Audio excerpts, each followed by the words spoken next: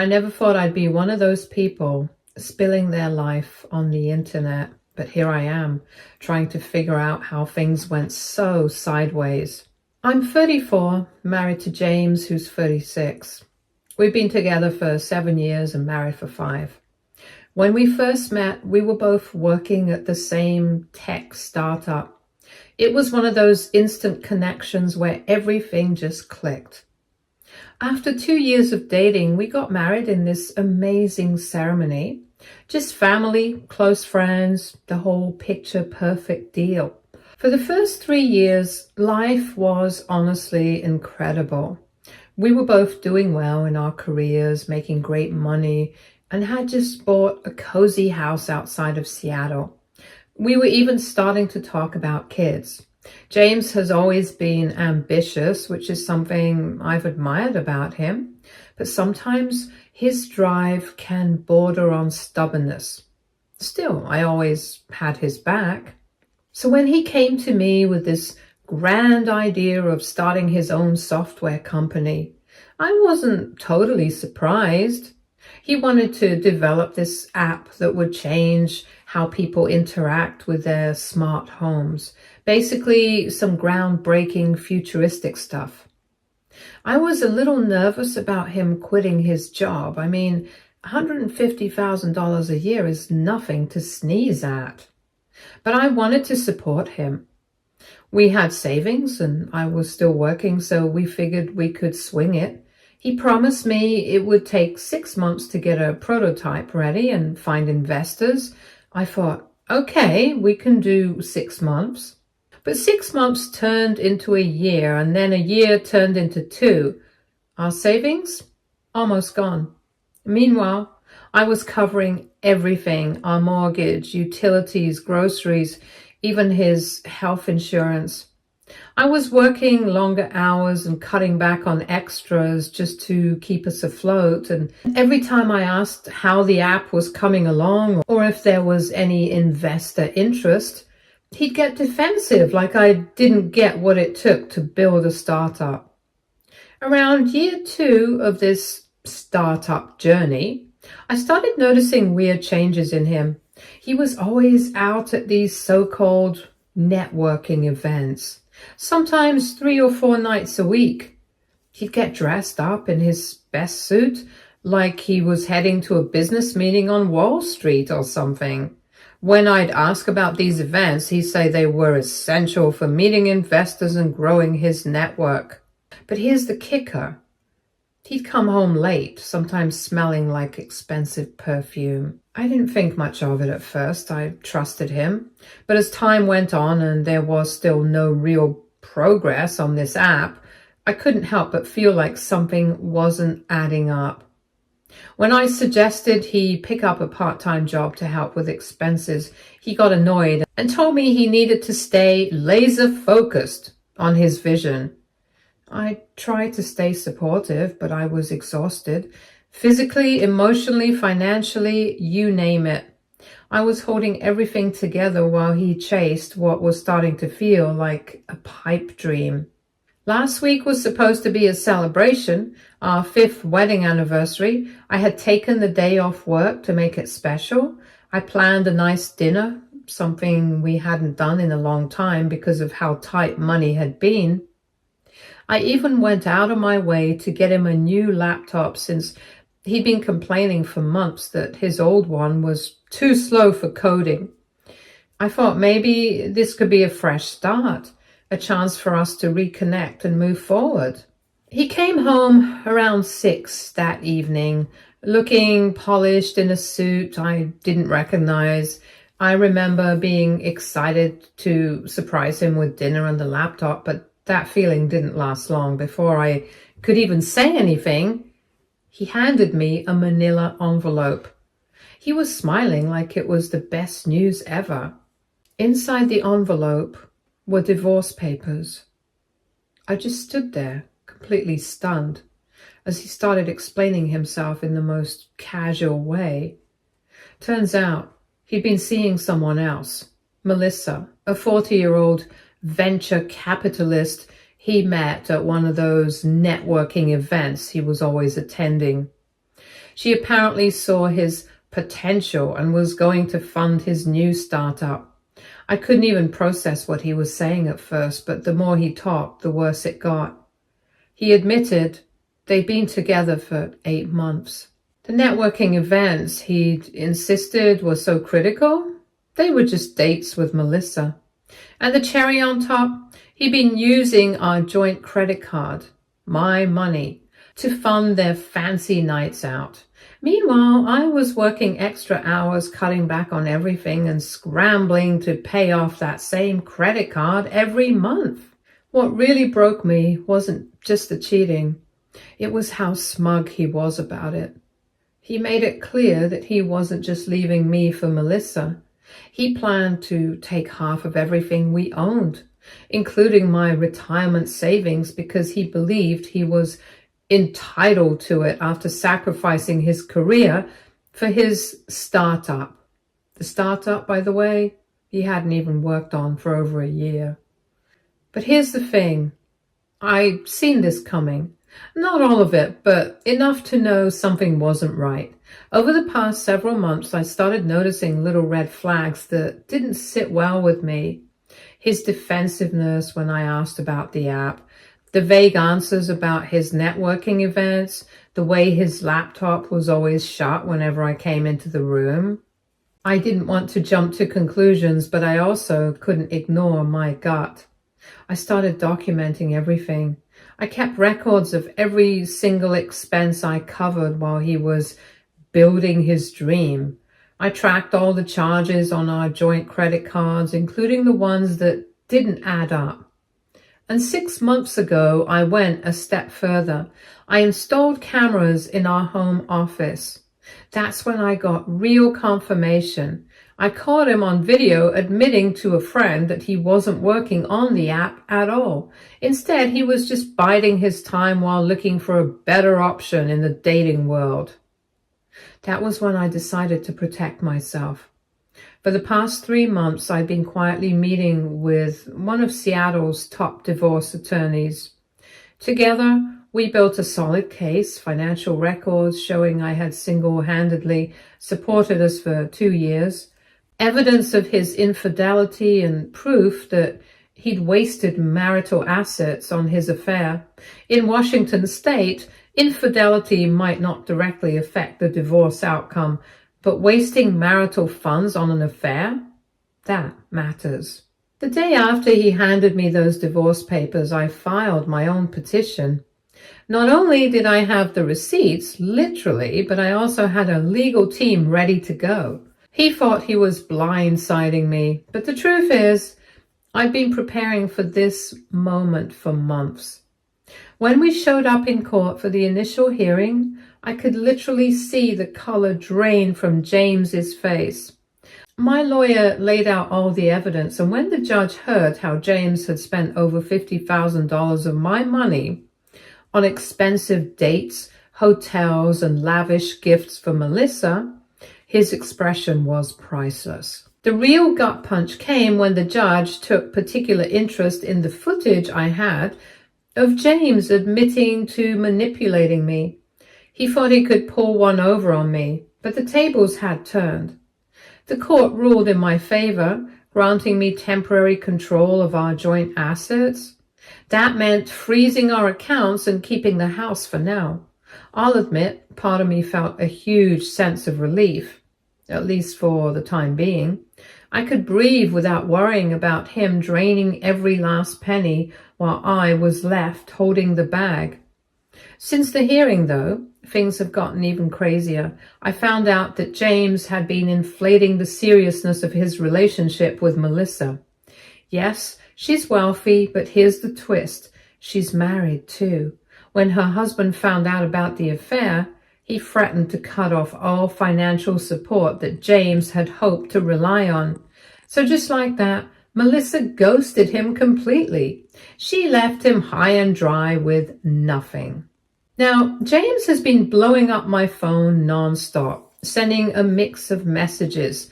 One minute he's begging me for forgiveness, saying he'll do anything to fix things. The next, He's threatening to destroy me if I don't withdraw my divorce petition. It's honestly exhausting. He's been crashing on his friend's couch, claiming he's broke and can't afford a lawyer because I froze our joint accounts, something I was legally allowed to do, by the way. If that wasn't enough, his friends and relatives are bombarding me with messages of how I should rethink my decisions, otherwise I will lose a good guy. I have to admit, I feel a mix of emotions. On one hand, I feel completely vindicated. He treated me like nothing more than a source of income, and now he's paying for it. But on the other hand, it's heartbreaking. It's hard to see someone I once loved so much in this state, especially when I never imagined it would end this way. Part of me just wants to drag this out as long as possible, to make him feel the consequences of his actions. I want him to suffer for betraying me, for throwing away 5 years of marriage, and for treating me like an ATM. I feel justified in wanting that. But at the same time, I'm also exhausted. I just want this whole mess to be over so I can move on and rebuild my life without constantly looking over my shoulder or dealing with his manipulation. I'm stuck in this weird limbo of trying to figure out how far I should push. Should I be generous with a settlement since we were married for 5 years? I don't know.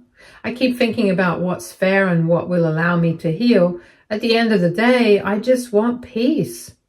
So I'm reaching out to see if anyone's been through something similar, or if anyone has advice on how to navigate this emotional and legal roller coaster.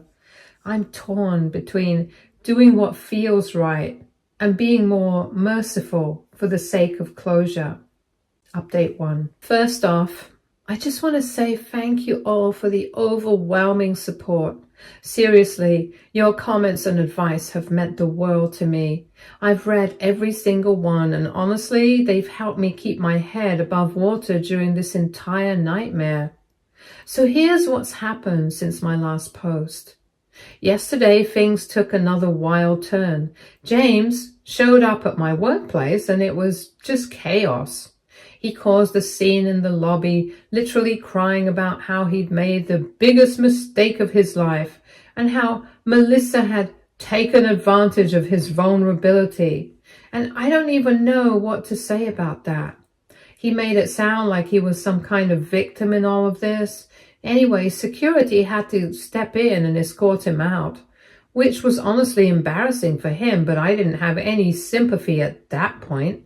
Naturally, I didn't waste any time. I called my lawyer immediately and he filed for a temporary restraining order. The judge granted it this morning, and that felt like a small victory for me. At least now I have some protection from this whole emotional roller coaster he's been putting me through. It gets crazier though. I've been hearing through mutual friends that James has been telling people I was emotionally abusive and that I forced him to quit his job to start the company. It's honestly laughable because anyone who knew us back then can tell that it was completely his idea. I even tried to talk him out of it, telling him he was throwing away a solid career and that we should play it safe for a while.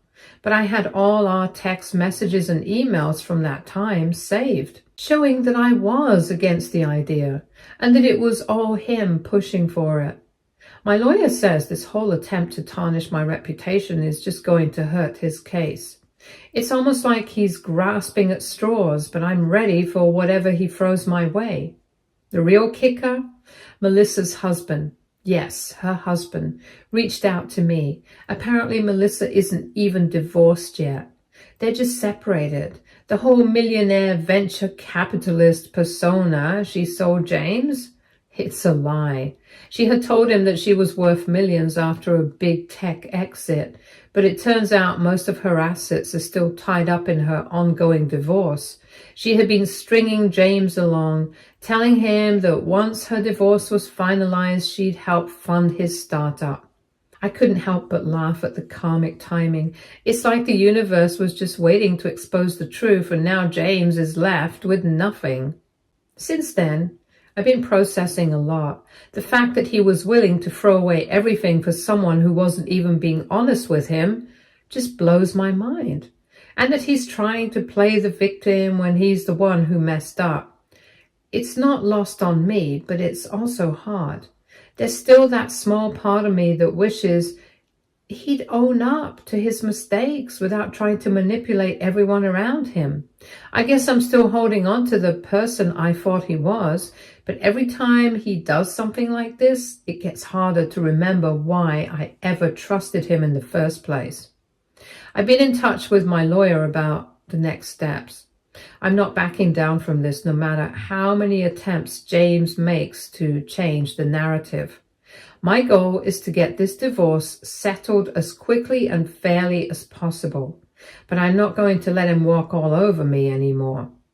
I'm standing my ground, and even though I'm emotionally drained, I'm not going to let him get away with what he's done. I'm still figuring out my next steps, but I feel a little lighter knowing that I'm taking control. The court decisions, the restraining order, the information about Melissa, it's all starting to piece together into some kind of justice. I'll keep you all updated as things progress. Thanks again for being there for me. You are all helping me rebuild my strength one step at a time. Update 2. Things have been escalating fast. After receiving the restraining order, James completely lost it. It was like watching someone unravel in real time. He created multiple fake social media accounts to harass me, flooding my inbox with messages and spreading more lies. It honestly felt like I was living in a nightmare, with him trying to paint me as some kind of villain. The worst part was that he started telling people these elaborate stories, claiming that I had embezzled money from our joint accounts to fund a gambling addiction. As if that wasn't crazy enough, he even contacted my parents, trying to manipulate them into believing his version of events. It was a low blow, to say the least. Of course, I wasn't about to let him get away with this. I immediately sent all the harassment evidence to my lawyer, including screenshots, messages, and any proof of him violating the restraining order with his online behavior. My lawyer made sure the court knew about all this, and the judge was not pleased. It turns out violating a restraining order doesn't exactly work in your favor. We've got another hearing scheduled for next week, where my lawyer will be pushing for James to pay my legal fees because of all the nonsense he's put me through. Honestly, I'm just ready for this to be over, but part of me also wants him to feel the full weight of his actions. Yesterday, I met up with a few of our mutual friends for coffee. It was a strange mix of relief and sadness, honestly. Some of them had distanced themselves when James started spinning his web of lies about me. But now, after seeing how far he's gone and what he's capable of, they're starting to come around. They shared screenshots of messages where James had tried to convince them to lie in court and help paint me as a bad person. The fact that he's been manipulating not just me, but also the people around us just to cover up his behavior, it's disturbing. Luckily, those screenshots are more evidence for my lawyer, so there's that. At least these people are starting to see the truth, even if it came a little too late. Then, out of nowhere, I got a phone call from James's mom today. She was crying all apologies and regret, telling me how sorry she was for everything that had happened. Apparently, this wasn't the first time James had pulled something like this. Before we met, he had done the same thing to 2 other women. He'd lived off of them, pretending to work on some big projects that never went anywhere. It's like this has been his pattern, and the fact that his mom admitted it just made me feel worse. She said she had hoped that marriage would change him, but it's clear now that this isn't some recent behavior of his. It's who he's been for a long time. I honestly didn't know how to respond to her. Part of me wanted to be understanding, but the other part of me just felt like I was being blamed. It felt like she was trying to shift the responsibility onto me. almost like I was supposed to be the one to fix her son. She kept saying that I should have known the real him earlier, but how am I supposed to fix someone who's not willing to fix themselves? It wasn't my job to take on the role of his therapist or his emotional caretaker. All I wanted was a partner, someone who would show up for me, not someone I constantly had to pick up after and drag along. It's honestly mind-boggling how after everything she thought I should just accept this as his nature and somehow make peace with it. It was like she was expecting me to forgive him even though he was still making excuses for his actions. She said she wished I'd known sooner what he was really like, but again, it's like she wanted me to shoulder the blame for not being able to change him. But I wasn't in the business of fixing anyone, especially not someone who refuses to take responsibility for their own choices. I'm still processing all of it. Every time I find out more about James, whether it's his past relationships or his behavior now, it gets harder to keep my emotions in check. I don't want to feel bad for him. He made his choices and he has to live with them, but part of me still feels heartbroken. It's hard not to, knowing that this isn't just some isolated mistake. This is who he is. And I just ended up being part of a much bigger ongoing pattern. I wasn't the first and I won't be the last. The legal stuff is moving forward, but it's slow. There's so much to work through. It's tough, but I'm doing my best to stay focused on myself and my own healing. I'm not letting him drag me back into his mess. I'm tired of being caught up in his lies and manipulations. It's hard to push through the emotional weight, but I'm determined to get through it. Every day I'm getting closer to closing this chapter of my life and starting a new one. I know there's still a long way to go, but at least I'm not alone in this anymore. I've got people who support me and I'm not going to let him define the rest of my life. Update 3. Hey everyone, this is my final update and I'm so sorry for going missing in action. I didn't mean to just disappear like that, but honestly the past few weeks have been an absolute whirlwind. It feels like I've been holding my breath this entire time and now I can finally exhale. I can hardly believe how everything has turned out. I wanted to give you all an update on how the hearing went and everything that happened after. So yesterday was the big hearing, and let me tell you, it felt like watching a house of cards come crashing down. James showed up to court without a lawyer, which honestly wasn't a surprise. Given everything that had come to light over the last few months, I'm sure no one wanted to touch his case with a 10-foot pole. He tried to represent himself, and as you might expect, it was a disaster. The judge started asking him about his claims of working on his startup, and it was painful to watch. He couldn't produce a single line of code, no business plan, and couldn't even give a coherent explanation of what his app was supposed to do. It was like he thought he could just talk his way out of everything, but as soon as he started talking, it was clear to everyone in that courtroom that he didn't know what he was saying. It felt so surreal, watching him try to spin these lies and realizing just how ridiculous they sounded. There was no one buying his story, not the judge, not the court, not anyone. It was honestly almost embarrassing for him. Then came his attempt to explain the $50,000 he spent on Melissa. He called it business development expenses, like that was supposed to justify everything. The judge didn't even blink before shooting that down. It was immediately called out for what it was, an outright misuse of our joint funds.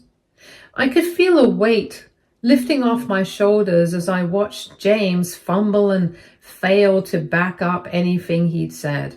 Every time he tried to explain himself, he just tangled himself in his lies more and more.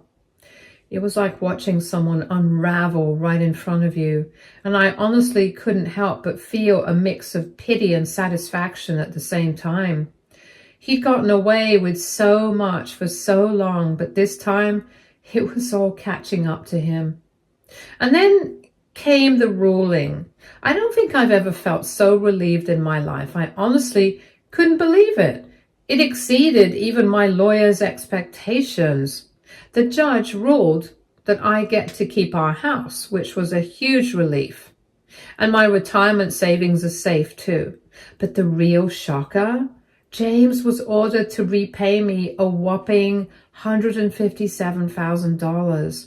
That's the total amount I've spent supporting him and his affair over the past 2 years. Everything from covering his expenses to my legal fees. The judge was very clear about it, citing James's profound dishonesty and calculated financial exploitation as the main reasons for the ruling. Hearing that, it felt like the universe had finally righted a wrong. For once, it wasn't me getting screwed over. For once, I wasn't the one being punished for someone else's actions. I felt like I could finally breathe. It was like all the emotional and financial weight I'd been carrying for so long had been lifted. It wasn't just about the money, though that certainly helped, but it was more about the justice of it all. After everything he'd put me through, the lies, the manipulation, the betrayal, it felt good to have something go in my favor for a change. I finally felt like I was getting some closure, even if it's still a long road ahead. The judge's ruling was a clear message.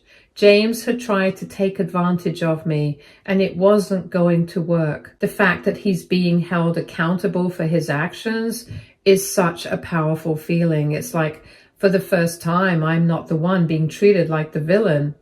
On top of all of that, the restraining order was extended for another year, and James was ordered to undergo counseling before it could be lifted.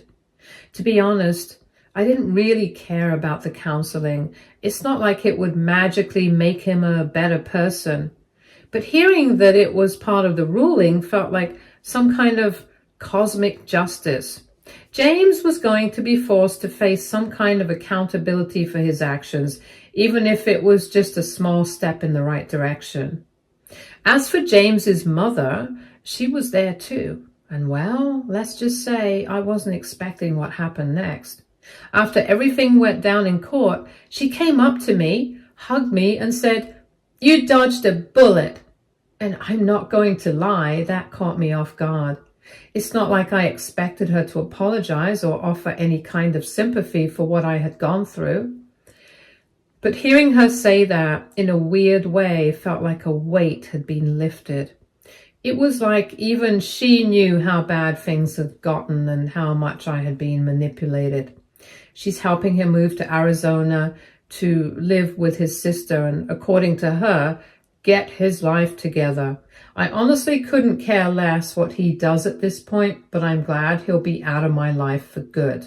So that's where we are now. The divorce will be finalized in 90 days. And although part of me can't quite believe how quickly everything has turned around, another part of me feels like I've been holding my breath for far too long. I can finally breathe again, and for the first time in ages, I feel like I have a sense of control over my life. It's hard to put into words how freeing that feeling is. I still have moments where I think about the what ifs. What could have been if things had worked out differently? But I'm slowly starting to realize that I'm better off without someone who could treat me with such calculated cruelty. Since the hearing, I've been focusing a lot on healing and rebuilding my future. I've enrolled in a master's program in cybersecurity. It's something I've always wanted to do, but I had put it on the back burner because James always said it was a waste of money. He didn't understand why I would want to pursue something like that. But now that I'm free of him, I'm finally pursuing my own dreams. I've already started some of the coursework, and honestly, it feels so empowering. For the first time in a long time, I'm doing something just for me. To everyone who has supported me through this journey, I can't thank you enough. Your kind words, advice, and encouragement have kept me going when I felt like I was on the verge of giving up. You reminded me that I'm not alone and that I deserve better than what James was offering. To those who shared similar stories, thank you for making me realize that this kind of manipulation and betrayal is something that happens to many of us. And to anyone else going through something similar, document everything. Trust your gut and don't let anyone gaslight you into accepting less than you deserve. You deserve respect, honesty, and love, not manipulation and deceit. Looking ahead, I'm not sure what the future holds, but for the first time in a long time, I'm excited to find out. I'm excited to see where this new chapter takes me. There are still days when I feel the weight of everything that happened, and I'm still grieving the loss of the person I thought James was, but I'm slowly learning that grief is part of healing. I'm learning to let go of the idea of who I thought he was and embrace the reality of who I am now. It's freeing to let go of that false hope and accept that some things just weren't meant to be. I don't know what the next few months or years will bring, but I know this. I'm going to make the most of my life. I'm going to focus on my career, my passions, and my well-being. I'm going to surround myself with people who support me and lift me up. I'm done with people who try to take advantage of my kindness and generosity. I know what I'm worth, and I'm never going to let anyone make me feel small again. I'll always have moments where I think about the life I thought I was going to have with James, the dreams we shared, the plans we made, but I'm learning to embrace the beauty of my own journey, and I know that I can create new dreams, new plans, and a new future that is all mine. So here's to new beginnings, wherever they may lead. Stay tuned for more stories from our girl relationships.